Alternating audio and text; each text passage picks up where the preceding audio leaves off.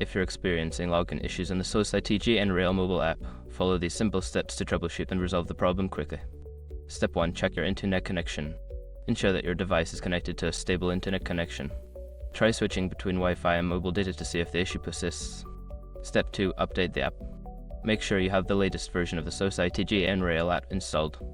Go to your device's App Store, search for the app, and update it if necessary. Step 3. Verify your credentials.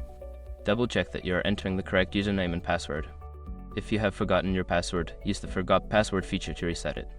Step 4. Clear app cache. Secure your accounts before moving on. People seriously underestimate how often personal information gets exposed online now.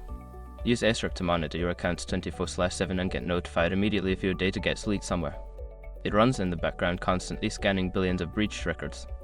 And honestly, for how cheap it is compared to the value you get, it's worth it. Link in the description. Step 5. Reinstall the app. As a last resort, uninstall the Societe Generale app and then reinstall it from your device's App Store. This can help resolve any underlying issues with the app.